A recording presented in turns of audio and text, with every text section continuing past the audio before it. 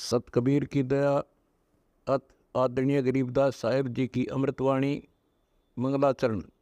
गरीब नमो नमो सत पुरुष को नमस्कार गुरु के नहीं, सुर नर मनजन साधुआ संतो सर्वस दे नहीं। सतगुरु साहेब संत सब दंडो तुम प्रणाम, आगे पीछे मध्य हुए तिनको जहाँ कुर्बान। नराकार निर्विषम काल जाल व बंधनम, निर्लेपम निज निर्गुणम अकल अनुबेषुंडनम।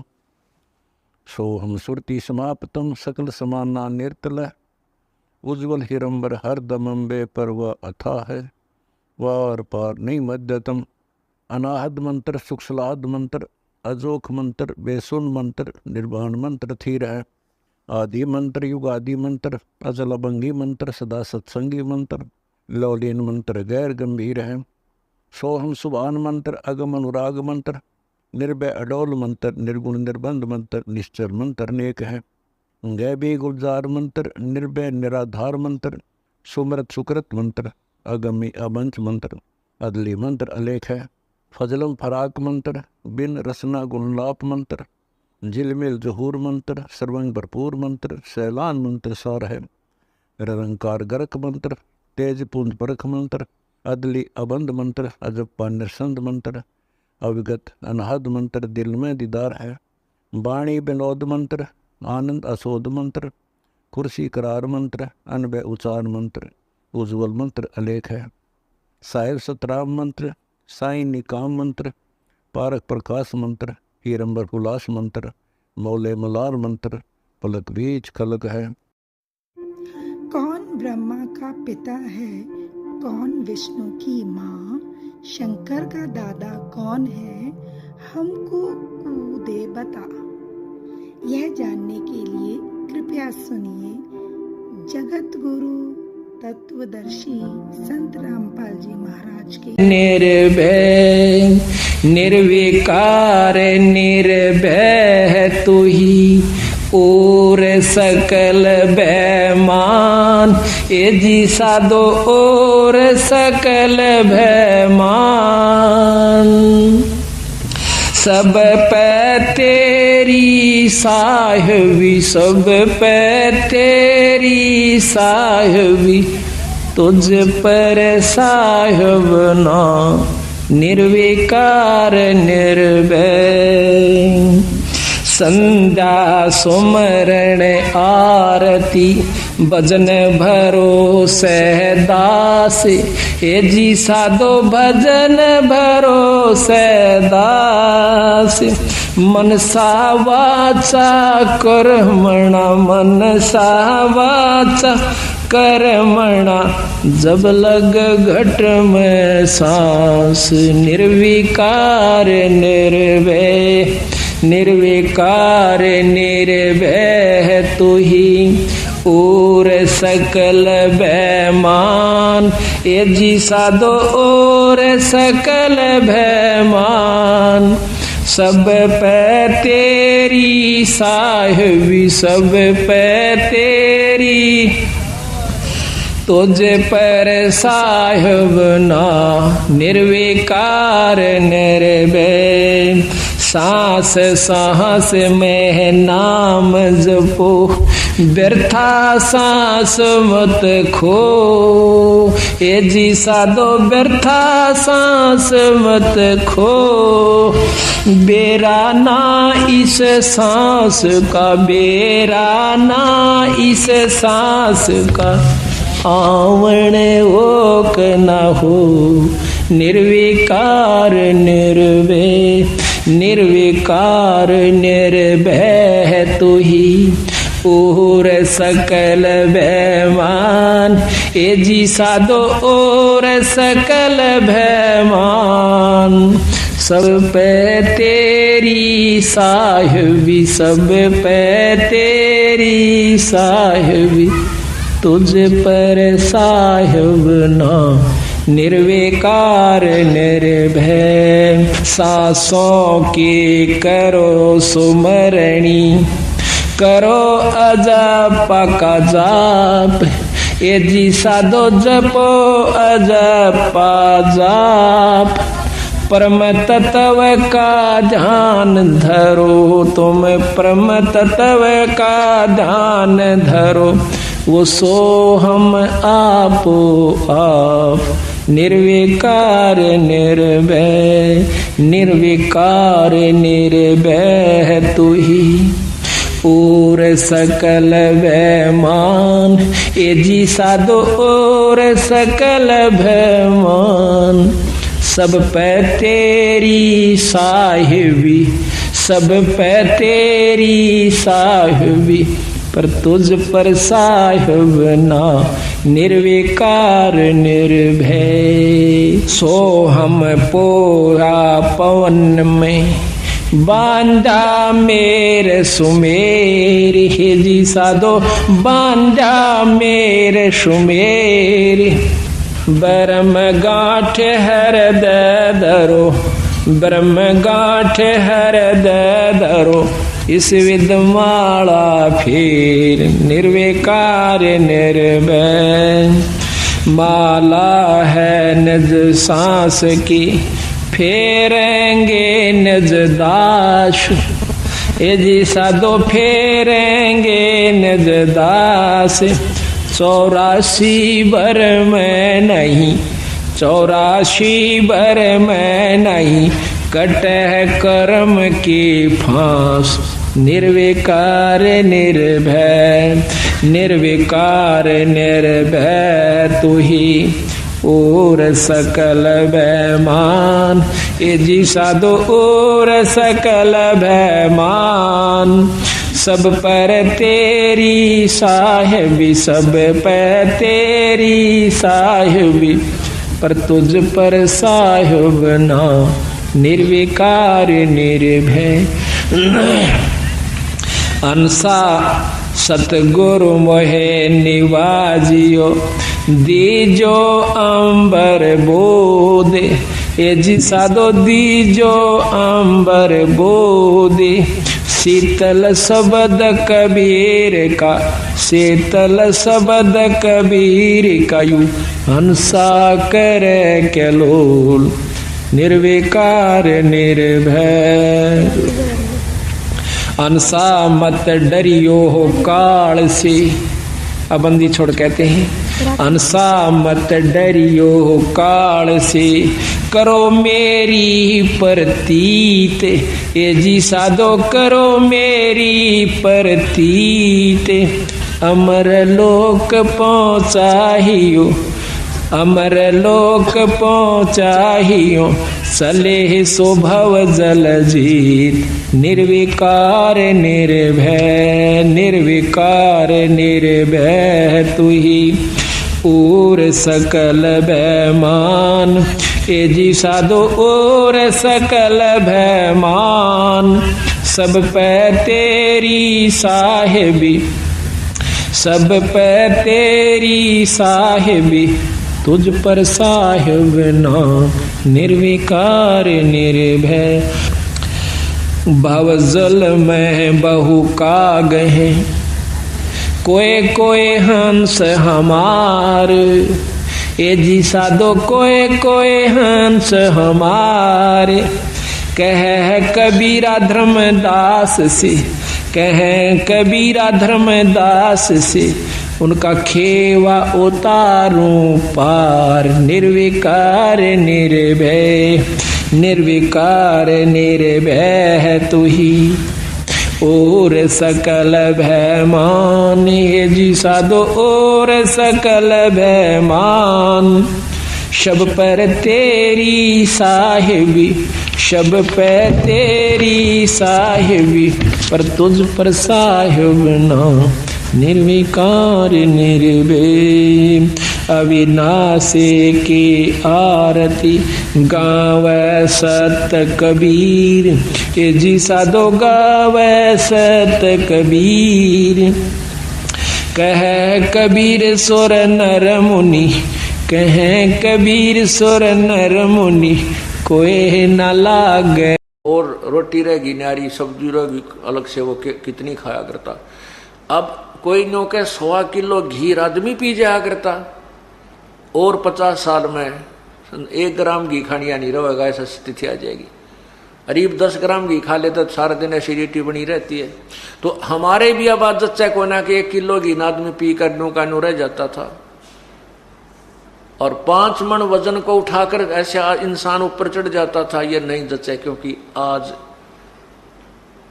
कोई 2 मन वजन को भी मुश्किल से उठाकर ऊपर चढ़ सकेगा, और आने वाले 100 साल के बाद तो छोटे छोटे पतले पतले आदमी हो जाएंगे। उनके बारे में कोई कहे कि ऐसा हो गया था तो वो बात जचे नहीं। लेकिन अब इसी प्रकार त्रेता युग और द्वापर युग का हिसाब लाकर देखेंगे वर्तमान में तो बहुत अपने आप समझ में आ जाएगी। तो इस प्रकार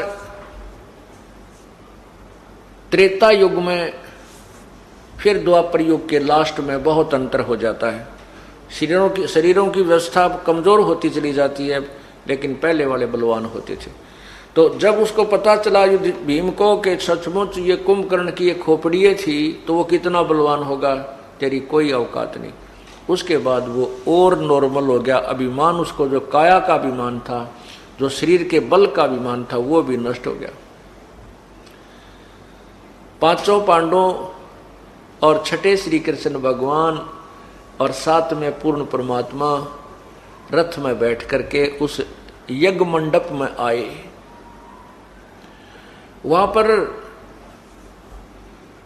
88,000 ऋषि, 33 करोड़ देवता, 12 करोड़ ब्राह्मण जो वेदों के को कंठस्थ याद किए हुए थे, वेदों के मंत्रों से ही बोली बोलते थे, आवाज लगाते थे, और 56 करोड़ यादव, 9 नाथ 84 सिद्ध वहां पर विराजमान थे। जब देखा कि एक व्यक्ति आया है, एक शूद्र सा, एक गरीब व्यक्ति गांव में, जैसे शूद्र रूप में वाल्मीकि के घर जिसका जन्म हो, उसकी वेशभूषा कैसी होती है, अंडरस्टूड है। छोटे छोटे बाल, छोटी छोटी दाढ़ी बड़ी हुई, शीश के बाल उलझ पुलझ छोटे छोटे, और घुटनों तक की धोती बांध रखी, पैरों में टूटे से जूते, धूल भरा सा मैले से कपड़े। और वो संत जब मंडप में प्रवेश करके अंदर जाने लगा तो सभी महापुरुष जो बैठे थे, ऋषि में ऋषि देवता, वो अंदर अंदर सोच रहे हैं कि ये कौन आ गया, क्या इससे शंख बजेगा? अरे इनके पाप बहुत हैं, युद्ध में इन्होंने बहुत विनाश किया है, इनका शंख नहीं बजेगा, इनकी यज्ञ संपूर्ण नहीं हो सकती, ये कुछ भी कर ले, ऐसे विचार कर रहे थे। अब श्री कृष्ण जी ने द्रौपदी से कहा कि बहन, अब सुंदर आहार बना, स्वादिष्ट आहार बना, और इस महात्मा के भोजन खाने से तुम्हारी यज्ञ संपूर्ण होगी। इस दृष्टिकोण से द्रौपदी ने बहुत सुंदर आहार बनाया, नाना प्रकार के भिन्न भिन्न प्रकार के सब्जी, भिन्न भिन्न प्रकार के जैसे मिष्टान बनाई, किते बर्फी बनाई, लाडू बनाए, जलेबी तारी और हलवा खीर बनाई। सबको अलग अलग पात्रों में रखकर थाली में सजा करके महात्मा सुदर्शन जी के सामने रख दिए। अब मैं सुदर्शन जी ही कहूँगा, वैसे वो कबीर परमात्मा अपने बच्चे, अपने सेवक के रूप में विराजमान थे, क्योंकि उन्होंने सुदर्शन जी की ही महिमा बढ़ाई थी। ये तो हमें पता लग है कौन के लीला थी। जनसाधारण सुदर्शन जी के कारण ही यज्ञ संपूर्ण मानता है, तो हम सुदर्शन जी ही कहेंगे। सुदर्शन जी के सामने उसको सुपच भी कहते हैं, जैसे आजकल शेड्यूल कास्ट कहते हैं, ऐसे उस समय जो श्रवण जाति से अन्य जातियां होती थी उनको सोपच कहते थे, सौपच, सुपच या सौपच। तो सुदर्शन सुपच के सामने वो भोजन आहार रख दिया। उस भोजन को देखा प्रभु ने, क्या किया, कटोरियों में से थोड़ा थोड़ा भोजन थाली में डाल लिया, इकट्ठा कर लिया, उसमें जलेबी भी, लड्डू भी तोड़ कर डाल लिए, खीर भी, हलवा भी, कचौड़ी भी, पकौड़ी भी, सब्जी दाल सारी कुछ मिला ली। और द्रौपदी जी देख रही थी, वो सोच रही थी कि ये घास फूस सब्जी खाने वाला एक व्यक्ति आज मेरे द्वारा बनाए स्वादिष्ट पकवान को खाएगा, उंगली चाटता रह जाएगा और मेरी पता नहीं कहाँ कहाँ जा करके मेरी प्रशंसा करेगा। अब द्रौपदी जी ने देखा कि इसने तो सारा कुछ काम खराब कर दिया,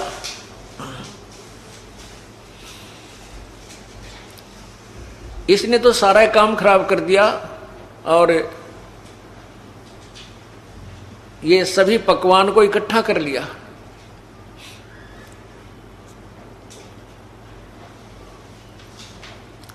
सभी पकवान को इकट्ठा कर दिया तो मन मन में ये सोचने लगी कि इस शूद्र ने खाना भी नहीं खाना तो ये कहाँ के एक शंख बजाएगा, ये काहे कि हमारी यज्ञ संपूर्ण करेगा, कहाँ श्री कृष्ण जी इस अबसी को यहां ले आए।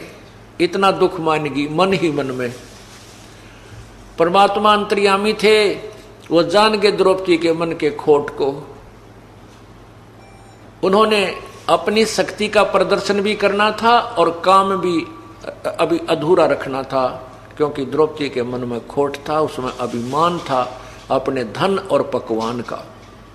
अब द्रौपदी को भी सीधा करना था, क्योंकि जब तक अभिमान है परमात्मा निकट नहीं आ सकता प्राणी के। ये सबसे बड़ा मैल है इस जीव को। भगवान और परमात्मा के बीच में अभिमान सबसे भयंकर दाग है। उस द्रौपदी के उस दाग को नष्ट करने के लिए प्रभु ने वो शंख नहीं पूरा बजने दिया। क्या किया सुदर्शन जी ने, वो जो सारा मिक्स कर लिया था, सभी पकवान खिचड़ी सी बना ली थी, एक ग्रास खाया। एक ग्रास खाया तो एक बार शंख ने आवाज की, दूसरा ग्रास खाया दूसरी बार आवाज की, ऐसे 5 बार में सुदर्शन जी ने वो सारा जो डाला था थाली में आहार वो खा लिया। 5 ही बार शंख बज के शांत हो गया। युधिष्ठिर जी प्रसन्न हुए।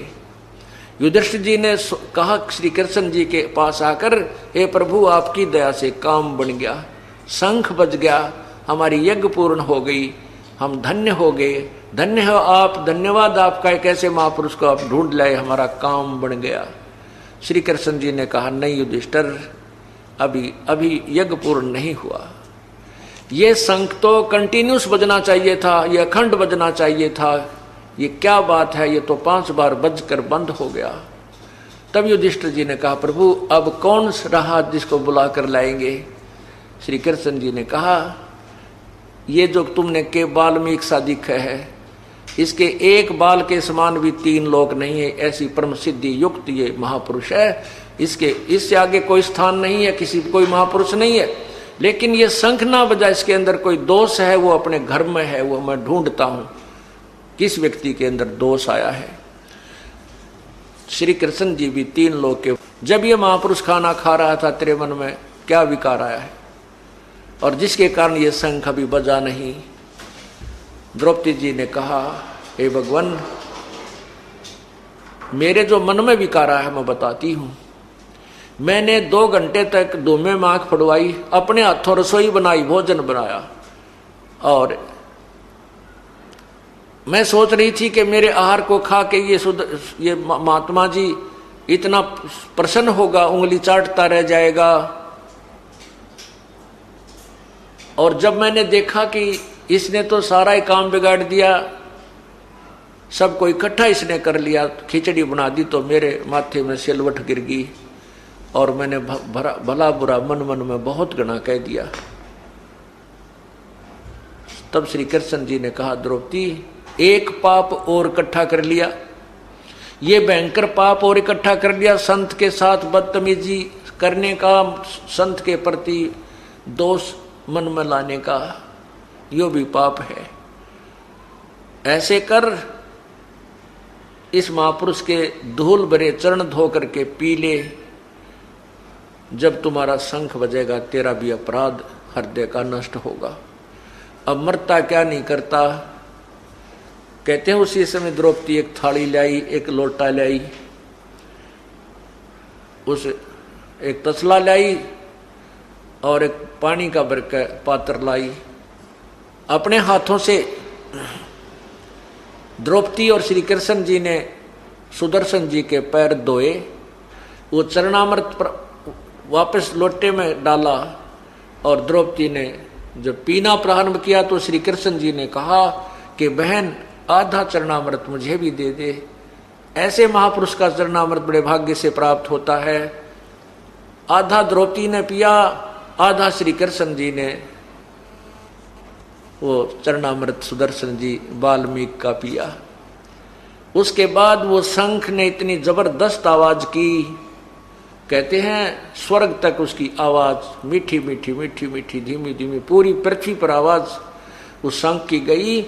और उसी समय सभी वृक्ष, चाहे वो पहाड़ों पर भी क्यों नहीं थे, सभी में फूल खिल गए, फलदार वृक्ष फलों से लदपद हो गए और एक अलग सा वातावरण पृथ्वी पर बन गया। बोलो सतगुरुदेव की जय। अब आपको सदग्रंथ के अंदर से कुछ वाणी सुनाना चाहूंगा जो इस यज्ञ के विषय में लिखी हुई है। पांचों पांडव संग हैं, छठे कृष्ण मुरारी, चलिए हमरी यज्ञ में हे समर्थ सिरजनहारे।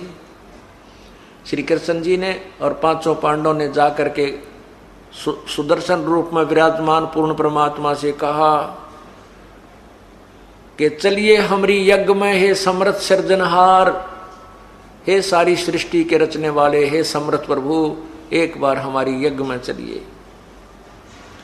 पांडव यज्ञ अश्वमेघ में सतगुरु किया पियान, पांचों पांडव संग चले और छठे भगवान, श्री कृष्ण भगवान और साथ में पूर्ण परमात्मा।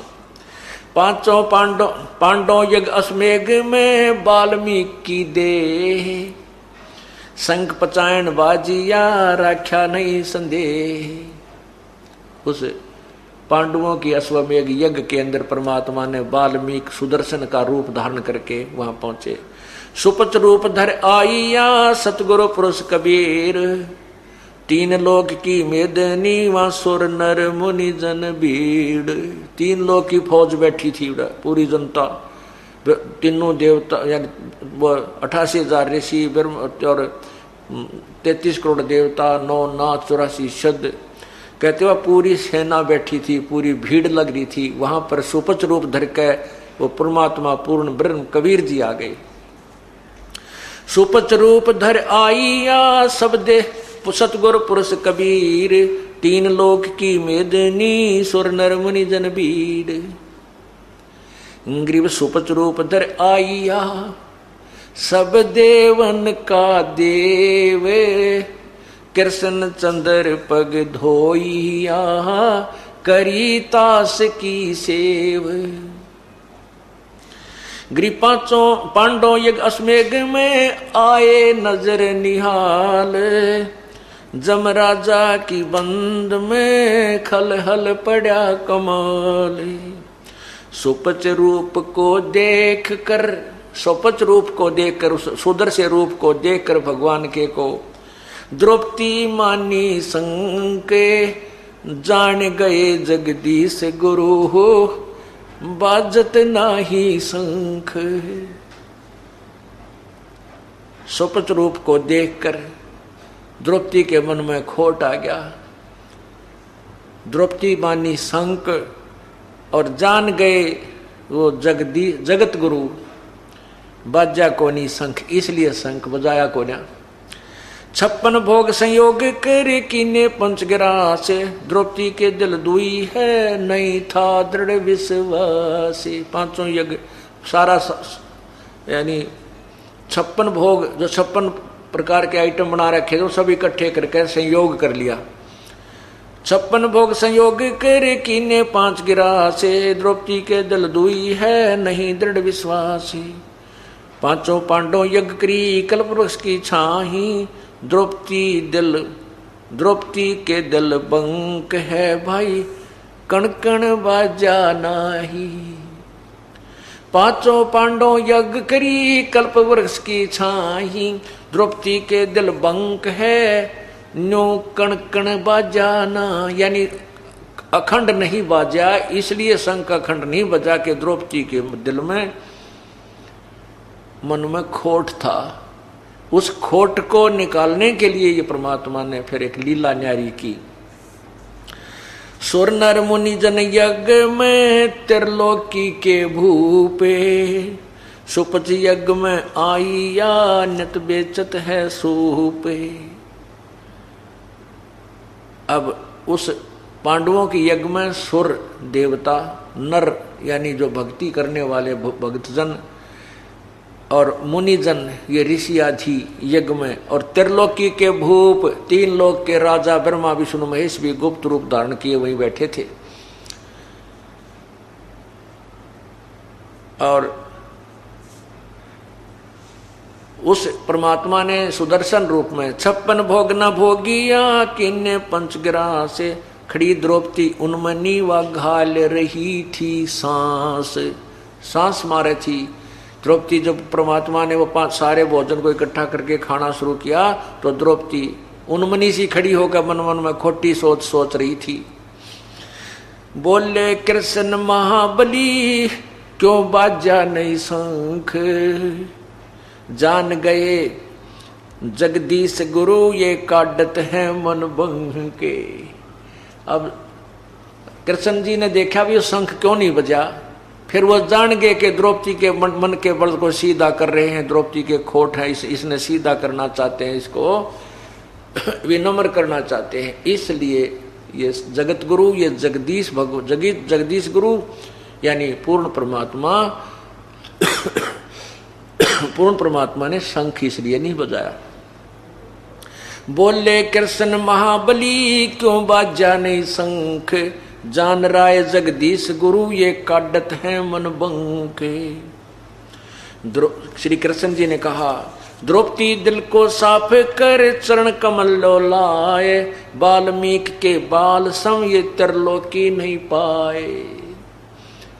तो इसको क्या एक वाल्मीकि एक भंगी सा जान रही है, शूद्र समझ रही है। इस वाल्मीकि के अंदर भक्ति की शक्ति इतनी है कि इसके एक बाल के बराबर भी ये 3 लोक नहीं है। पुण्यात्मा यही कबीर परमेश्वर जी हमें बताते हैं, कहता हूं कई जाते हूं सुनता है सबको, सुमन से भला होएगा नातर भला ना होए।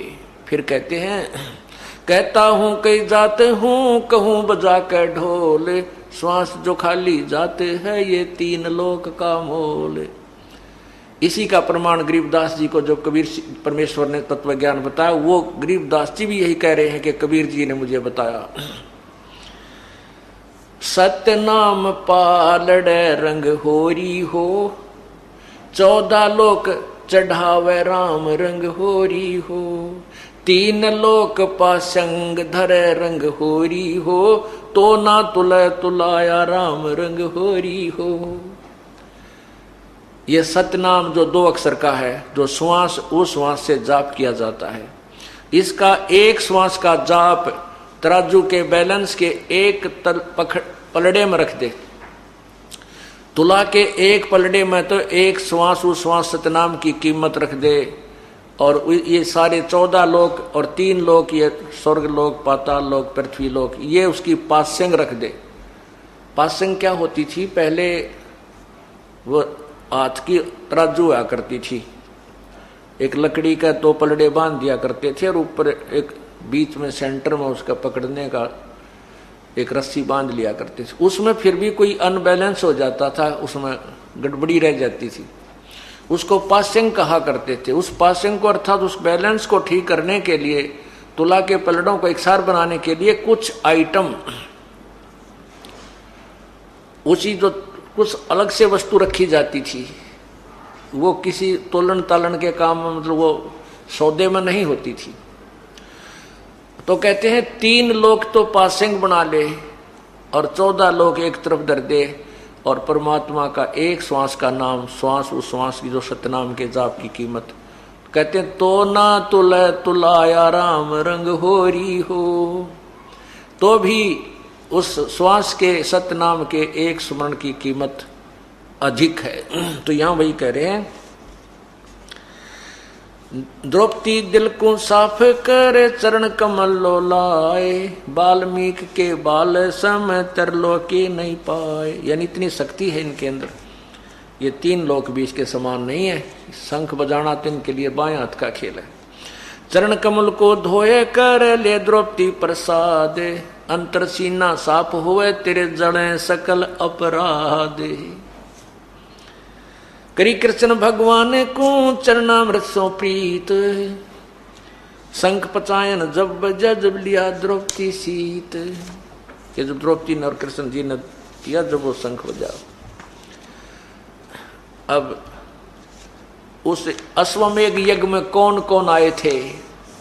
12 कोट पंडित जहां, ब्रह्मा विष्णु महेश, चरण लिए जगदीश को जिसको रटता शेष। वाल्मीक के बाल सम नाही तीनों लोक, सुर नर मुनि जन कृष्ण सुधा पांडव पाई पोखे। वाल्मीक के बाल सम नाही तीनों लोक, सुर नर मुनिजन कृष्ण सुध पांडव पाई पोख।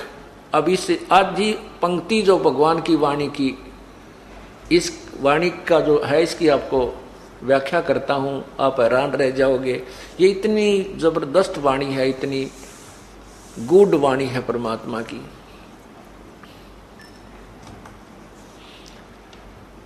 आपको सत्संग में बुलाया जाता है, इसका उद्देश्य होता है हमारे कुछ पुण्य वहीं से प्रारंभ होता हो जाते हैं जहां से आप संत के दर्शनार्थ चलते हो। जैसे अभी आपने सुना कि संत मिलन को चालिए तजमाया अभिमान, और जो जो कदम आगे रखे वो एक एक एक समान। एक तो पुण्य वहां से शुरू हो गया, वहां से यहां तक आने के जितने कदम रखे ये यज्ञ बने। फिर यहाँ 5 यज्ञ चल रही हैं। एक यज्ञ धर्म की जो भंडारा फरी चल रहा है, और फिर एक यज्ञ दूसरी यज्ञ हवन की, यहाँ पर देसी घी की जोत कई सैकड़ों जग रही हैं, जो लगभग क्विंटल से भी अधिक घी का हवन हो जाएगा।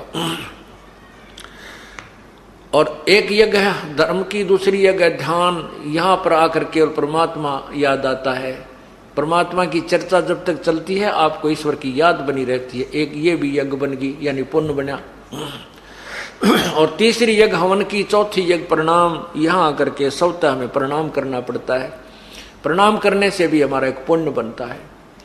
और फिर ये ज्ञान यज्ञ 5वीं, और फिर संत के दर्शन से भी आपको पुण्य मिलते हैं। संत दर्श को चालिए दिन में कोई कई बार, आसौज के मेह जो ये बहुत करें उपकार है। अब संत के दर्शन से भी पुण्य मिलते हैं।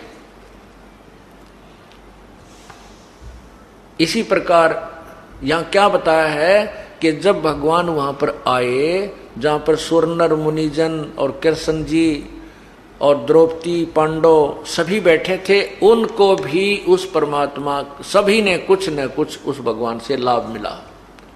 प्रथम लाभ तो दर्शन का, फिर संत की सेवा की, पांडवों ने भोजन कराया, वहां उनको बैठाया, ल्याए बैठा के, ये सारा मिला करके भी उनको पुण्य मिला। तो इस वाणी का यह अर्थ है कि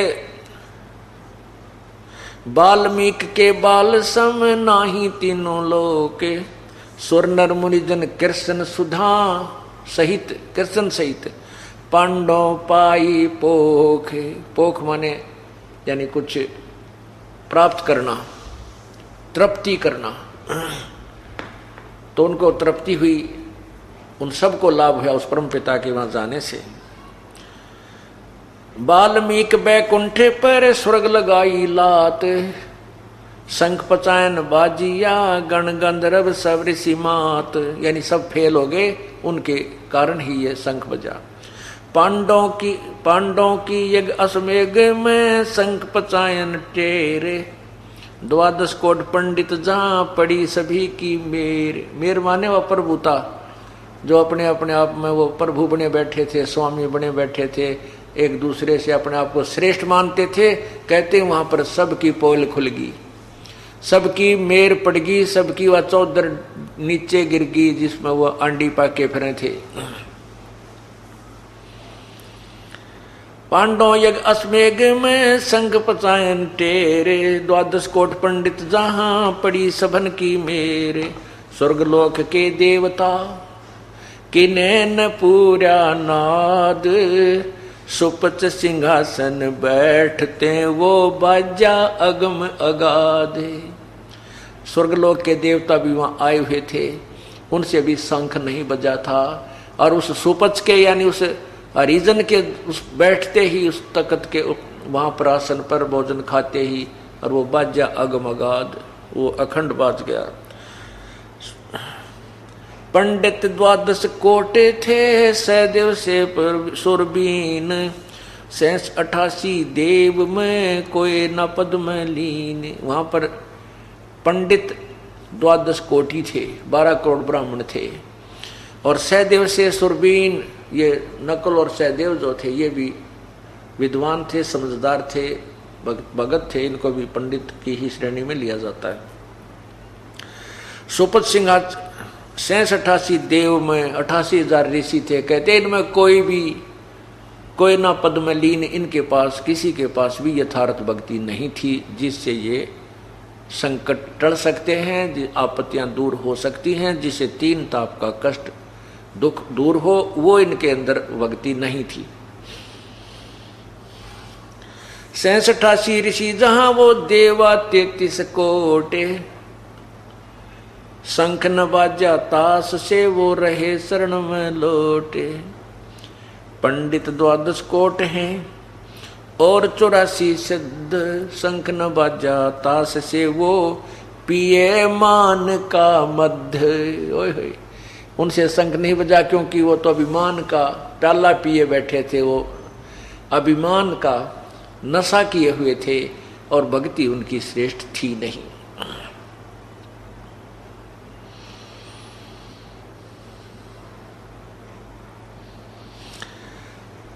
बाजा शंख बजा स्वर्ग सुना, 14 भवन उचारे, 33 तत् नाल हा किन्हें न पाया पार।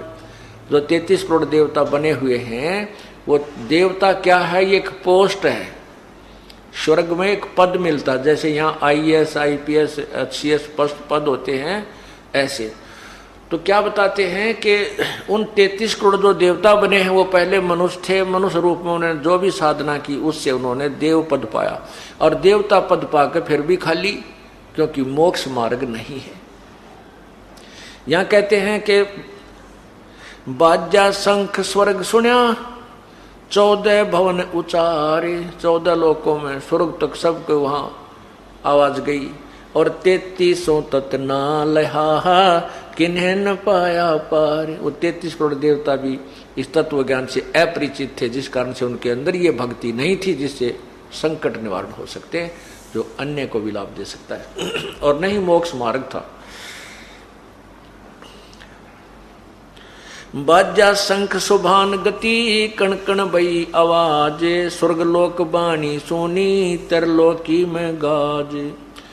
गरीब शरण कबीर की जो गहे, टूटे जम की बंदे, बंदी छोड़ अनादे हैं, सतगुरु कृपा सिंधु।